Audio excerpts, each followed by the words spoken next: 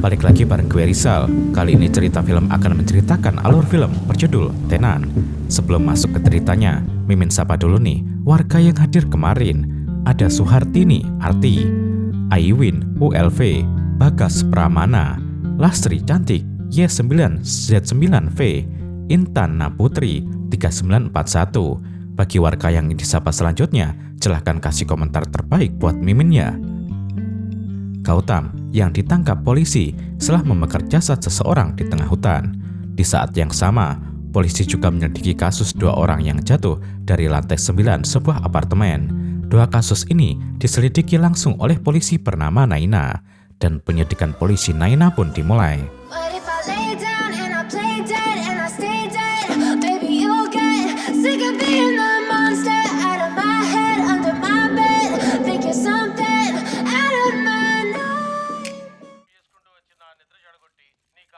Seorang pria bernama Gautam keluar dari sebuah apartemen dengan membawa sebuah koper besar.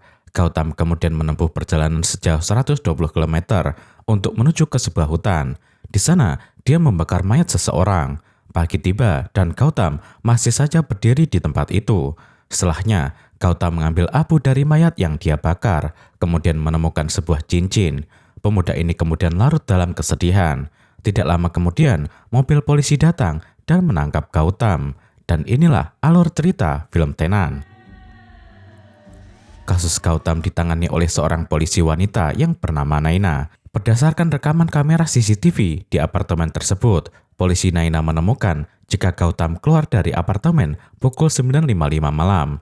Nah, ketika Gautam keluar dari apartemen, di hari yang sama ada 2 orang yang terjatuh dari atas apartemen lantai 9. Polisi kemudian menyelidiki kasus jatuhnya kedua orang tersebut, dan mereka menemukan jika salah satu korban yang bernama Risi ternyata masih hidup. Saat ini, Risi sedang sekarat di rumah sakit. Ketika menyelidiki kasus Risi, polisi kemudian menemukan rekaman kamera CCTV dan melihat Gautam keluar dari apartemennya. Wajah pemuda itu tampak mencurigakan.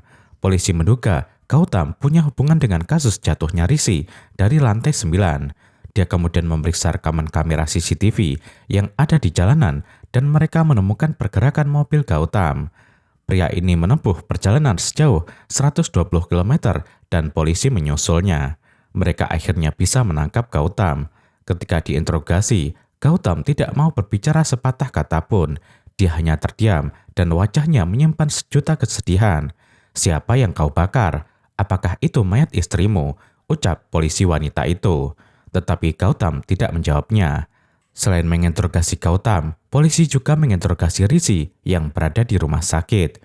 Meskipun dalam keadaan darurat, Risi bisa menceritakan apa yang terjadi kepada dirinya malam hari itu. Risi tinggal di apartemen yang sama dengan Gautam. Dia mengenal Gautam sebagai seorang pemuda yang pendiam. Gautam bekerja di sebuah perusahaan dan dalam waktu dekat dia akan pindah ke Amerika karena Gautam dipromosikan jabatannya ke sana. Film kemudian beralih ke flashback di masa lalu ketika Gautam menikah dengan istrinya Sandhya. Ternyata pernikahan mereka karena perjodohan orang tua. Meskipun demikian, keduanya saling mencintai setelah menikah. Sandhya punya hobi yaitu makan coklat. Setiap kali berbelanja, Gautam selalu membelikan Sandhya coklat. Nah, ketika akan berangkat ke Amerika, di saat itulah Risi menyadari ada yang salah dengan Gautam. Pemuda itu wajahnya murung dan dia tidak keluar kamar sama sekali. Hari itu, Risi membawa 3 temannya ke apartemen dan sebelum masuk ke kamar, dia menyempatkan diri untuk mengetuk pintu apartemen Gautam. Risi melakukan itu karena dia baik dengan keluarga Gautam dan ingin pamitan karena sebentar lagi Gautam akan berangkat. Ketika Risi mengetuk, Gautam ternyata duduk termangu di kamarnya menatap istrinya Sandhya yang terbaring di atas ranjang. Ketika dia mendengar bel kamarnya berbunyi, Gautam panik dan dia buru-buru keluar untuk membuka pintu. Ketika dibuka, Risi kemudian bertanya, "Bro, apakah kalian belum berangkat ke Amerika?" Gautam mengatakan bahwa dia akan berangkat nanti malam. Setelah itu, Gautam menutup pintu seakan-akan mengusir Risi. Risi kemudian kembali ke kamarnya. Di sana, dia melihat teman-temannya yang sedang mabuk. Teman-teman Risi, diantaranya Sandi, Rohit, dan Selvam. Mereka memang terbiasa mabuk di kamar itu. Tidak lama kemudian, Risi ditelepon oleh pacarnya yang bernama Sravani. Wanita itu sedang dalam perjalanan menuju ke apartemen Rishi menggunakan bis. Dia berangkat dari kampung menuju ke kota Hyderabad. Sravani kabur dari rumah karena dia tidak mau dijodohkan oleh orang tuanya. Ibu Sravani sudah meninggal dunia dan dia tinggal bersama dengan ayahnya. Ayah Sravani sudah lama menduda dan dia ingin menikah lagi. Yang membuat masalahnya menjadi semakin sulit adalah ayah Sravani justru ingin menikah dengan ibu Rishi. Kebetulan ibu Rishi juga janda. Setelah mengetahui jika puternya pacaran dengan Rishi, ayah Sravani segera menjodohkan puternya dengan pria lain. Dia sengaja ingin menjodohkan putrinya supaya tidak menikah dengan Rishi. Dengan demikian, ayah Sravani bisa menikah dengan ibu Rishi. Sravani tidak terima, dia mencintai Rishi. Karena itulah, Sravani memutuskan kabur dari rumah berangkat ke Hyderabad untuk tinggal bersama dengan Rishi. Setelah mengetahui putrinya pergi ke kota, ayah Sravani segera mendatangi ibu Rishi. Dia meminta bantuan kekasihnya itu supaya menelepon putranya agar Rishi memutuskan hubungan dengan Sravani. Ibu Rishi terpaksa menelepon putranya. Dia melarang putranya untuk menikah dengan Sravani, tetapi Rishi tidak mau karena dia juga mencintai wanita itu. Rishi merasa tidak nyaman dengan Sravani karena dia tinggal di kamar itu bersama dengan teman-temannya. Nah, karena kamarnya penuh, Rishi kemudian meminta tolong kepada Gautam supaya bisa menitipkan Sravani di sana. Kebetulan, Gautam akan berangkat ke Amerika, jadi apartemennya kosong. Gautam sendiri mengaku siap memberikan tumpangan kepada Sravani dan dia berjanji akan menitipkan kunci sebelum berangkat ke Amerika. Kembali ke adegan di masa lalu, rumah tangga Gautam yang awalnya bahagia kini mendadak berubah. Sandhya mulai tampak murung, dia tidak banyak bicara dan wajahnya menyimpan kesedihan. Ketika ditanya, Sandhya hanya terdiam dan memilih menghindar dari Gautam. Bahkan ketika Gautam sedang bekerja, dia menyempatkan menelpon istrinya, tetapi panggilan itu tidak dijawab oleh Sandhya. Gautam mulai curiga, jangan-jangan istrinya selingkuh. Suatu hari, Gautam kembali bertanya kepada istrinya, kenapa sikapnya berubah. Sandhya sudah tidak kuat lagi memendam semua permasalahan yang dihadapi. Wanita itu kemudian memeluk suaminya dan menangis. Sandhya kemudian menceritakan apa yang terjadi. Sandhya berkenalan dengan penghuni apartemen yang lain yang bernama Kavya dan Mega. Setelah sekian lama berkenalan, Sandhya akhirnya akrab dengan kedua wanita ini. Mereka bahkan tahu jika Sandhya suka makan coklat. Perkenalan Sandhya dengan kedua wanita itu ternyata membawa petaka. Sandhya adalah seorang istri yang cantik. Suatu hari, teman Kavya dan Mega yang bernama Rohit bertemu dengan Sandhya. Rohit mulai tertarik kepada wanita itu. Dia berpikir keras bagaimana caranya agar bisa mendapatkan Sandhya. Rohit mengamati perilaku Sandhya bersama dengan Kavya dan Mega. Dia tahu jika Sandhya menyukai coklat. Suatu hari, Rohit membelikan coklat dan dia memasukkan obat yang membuat Sandhya pingsan dan tak sadarkan diri. Di saat itulah, Rohit mulai menggagahi Sandhya. Setelah kejadian tersebut, sikap Sandhya mulai berubah 180 derajat. Dia mulai tertutup terhadap suaminya. Sandhya merasa bersalah karena kecerobohannya yang membuat dirinya dinodai oleh Rohit. Dan Sandhya selalu diancam supaya terus melakukan hal itu. Gautam sebenarnya tidak menyalahkan istrinya. Dia justru ingin cepat pindah dari apartemen tersebut dan pergi ke Amerika. Gautam sudah tidak betah lagi tinggal di apartemen tersebut. Tetapi dia harus menyelesaikan beberapa urusan di kantor sebelum benar-benar bisa berangkat ke Amerika. Sebelum hari keberangkatan tiba, Gautam justru menemukan istrinya terbaring di atas ranjang dan sudah menjadi mayat. Gautam mengaku kepada polisi bahwa Sandhya bundi. Setelah istrinya tewas, Gautam kemudian mengangkat mayatnya dan memasukkan Sandhya ke dalam sebuah koper besar. Ketika polisi bertanya alasan kenapa dia membakar istrinya sendiri, Gautam tidak menjelaskan alasannya.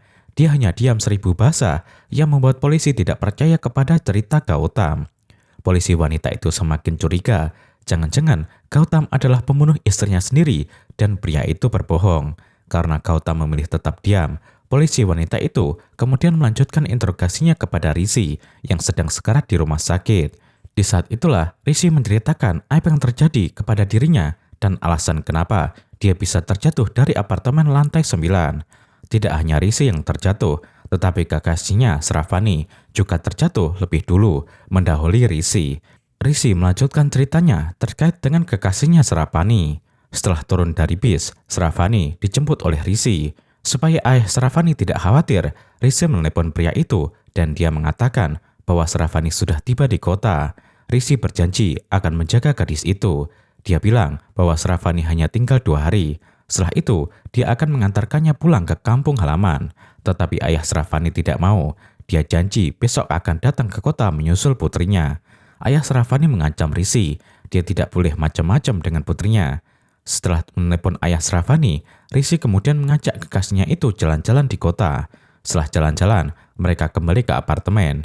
Ketika mengetuk pintu kamar Gautam, ternyata Gautam tidak menjawab karena dia sudah keluar membawa mayat istrinya. Gautam juga tidak menitipkan kunci. Risi mencoba menelepon, tetapi Gautam tidak mengangkatnya. Dia sedang dalam perjalanan. Risi mengira jika Gautam sudah berangkat ke Amerika. Dia terpaksa membawa kekasihnya, Sravani, tinggal di apartemennya. Malam itu, Gautam didatangi oleh teman-temannya, yaitu 3 pria dan juga 2 wanita. Mereka adalah Kavya dan Mega. Seperti biasa, teman-teman Gautam ini suka minum, dan di saat itu, mereka sedang asik minum minuman keras. Waktu hampir menunjukkan pukul 12 malam, dan mereka mulai kelaparan. Seorang teman Risi kemudian meminta Sravani agar membuatkan makanan. Mereka kemudian menghabiskan malam dengan makan-makan saat itu. Setelah kenyang, Rohit dan teman-temannya mengkonsumsi narkoboy. Sifat biadab Rohit kembali muncul. Kali ini, dia ingin menggagahi Sravani. Rohit kemudian masuk ke dalam kamar Sravani dan mengunci pintu. Di sana, dia mulai menggerayahi wanita itu. Risi menggedor pintu berulang kali dan meminta Rohit agar tidak melakukan perbuatan biadab itu kepada kekasihnya. Tetapi Rohit yang sudah terbakar nafsu tidak pernah peduli dengan ucapan temannya Risi. Ketika Rohit menggagahi Sravani, teman-teman Risi yang lainnya tidak menolong Risi karena mereka semua dalam keadaan teler. Setelah puas karena telah menyalurkan nafsunya, Rohit keluar dari kamar.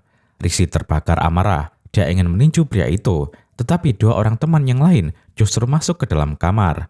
Mereka adalah Selvam dan Sandi. Kedua pemuda itu melakukan hal yang sama. Mereka mengunci pintu dan bergiliran menyutupi Sravani. Sravani mencoba melawan. Dia ingin menampar seorang pemuda, tetapi tangannya justru digigit oleh pemuda itu. Setelahnya, mereka berdua mulai beraksi. Sementara Risi, dia dipegang oleh Rohit yang sedang teler. Selvam dan Sandi baru saja selesai menggagahi Sravani.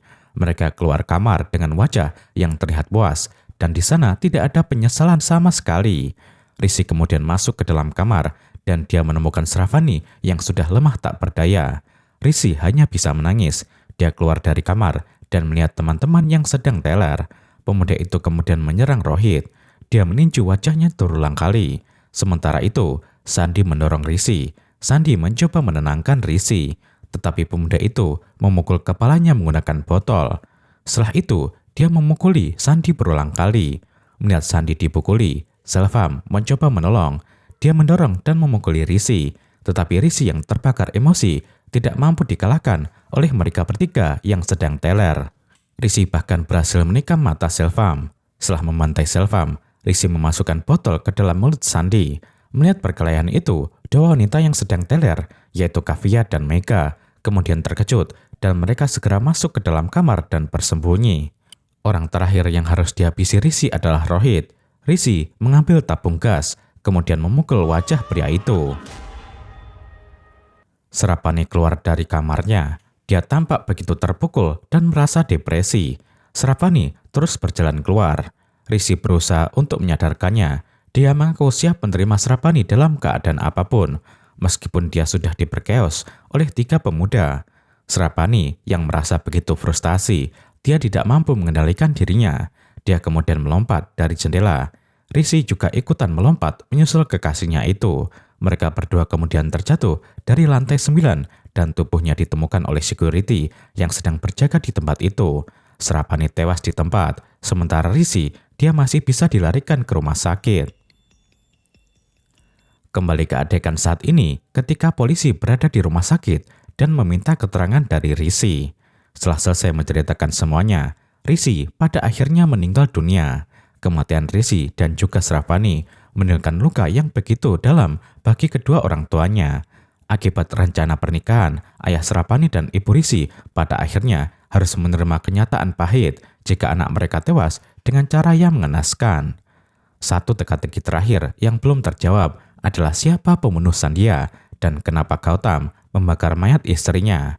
Apakah benar Gautam tidak membunuh istrinya ataukah pria ini memang membunuh istrinya dan dia menciptakan sebuah kebohongan?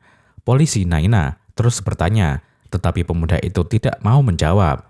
Dia bahkan merampas pistol Naina kemudian melakukan aksi bunuh. Untuk menjawab teka-teki tersebut, polisi kembali ke apartemen Gautam. Di sana, dia berusaha untuk menemukan petunjuk.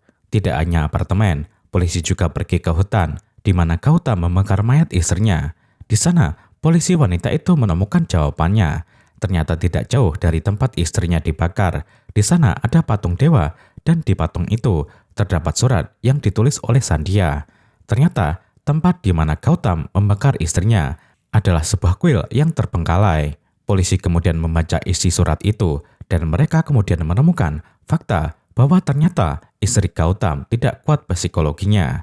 Setelah diperkeos oleh Rohit, dia selalu merasa bersalah dan tertekan. Penyesalan terbesarnya adalah dia merasa telah mengecewakan suaminya karena tidak mampu menjaga dirinya dari pemerkeosan yang dilakukan oleh Rohit karena terus-menerus tertekan. Wanita ini akhirnya memilih bunuh dengan meminum obat dosis tinggi dan dalam jumlah yang banyak. Dalam surat kematiannya, Sandhya berpesan agar tubuhnya dikremasi di sebuah hutan, di mana di dalam hutan itu terdapat kuil patung dewa.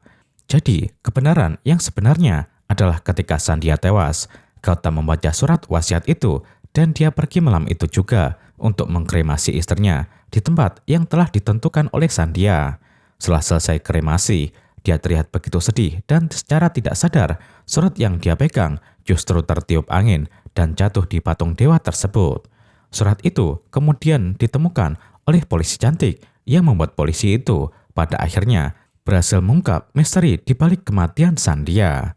Dan film pun berakhir.